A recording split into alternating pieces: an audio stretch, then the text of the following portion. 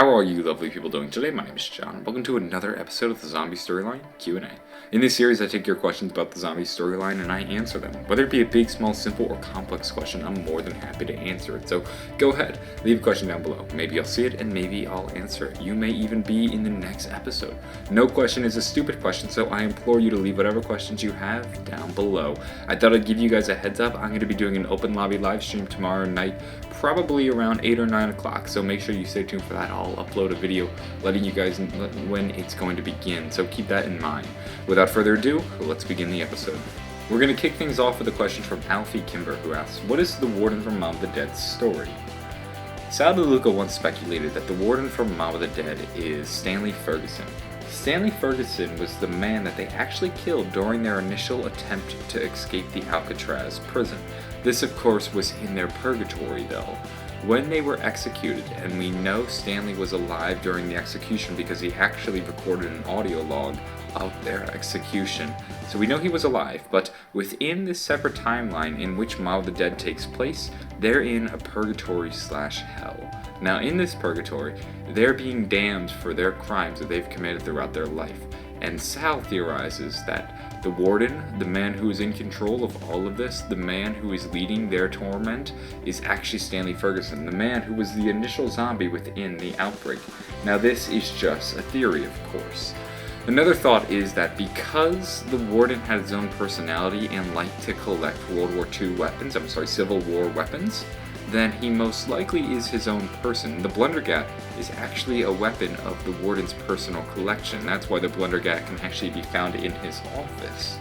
And that leads people to think that, well, Stanley Ferguson probably, just being a low-level security guard, can't afford Civil War weapons and was not the Warden of the prison, thus he probably is not the Warden of the Mob of the Dead prison. And this is, of course, another theory that really can't be proved, but those are just two thoughts of the Warden's backstory. Moving on, we have a question from Racing Games, who asks, what is the black flash of the perks in Mob of the Dead? Also, love your vids.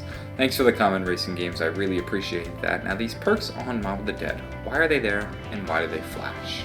So, many people think that the perks in Mob of the Dead actually don't belong in Mob of the Dead, hence they phase in and out of the map.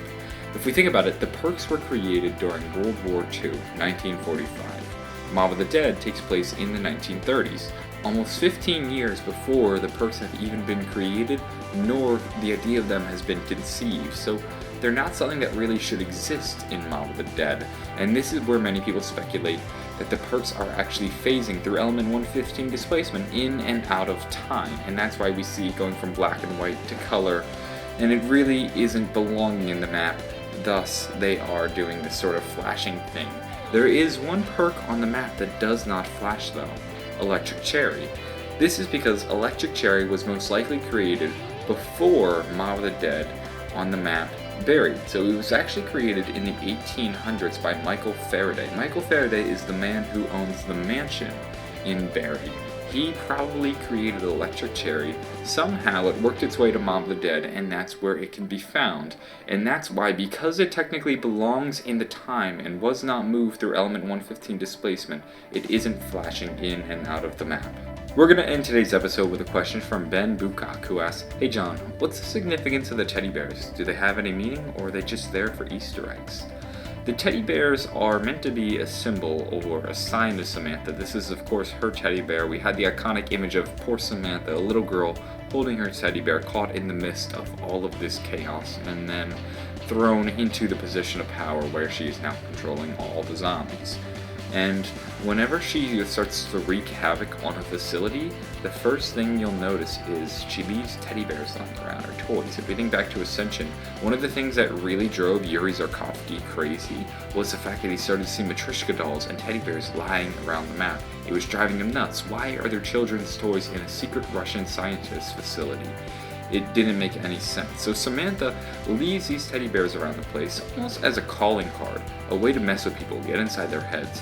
She's bent on destroying anybody who works with element 115, and this is just one of the many ways she does it. With that, we're going to end this week's episode of the Zombie Storyline Q&A. If you found this video interesting, be sure to leave a like and maybe subscribe for more. I upload Zombie Storyline Q&As every week, and if you found this one interesting, I guarantee you'll find the next one interesting. Now, I'd also recommend you share this on Twitter. I'd really appreciate it, and if you have any questions, please do leave it down below. I really recommend it. You may even see yourself in the next episode. I'm going to be doing an open lobby live stream tonight, probably around like 8 or 9 o'clock, so stay tuned for that. Have a wonderful day, and bye.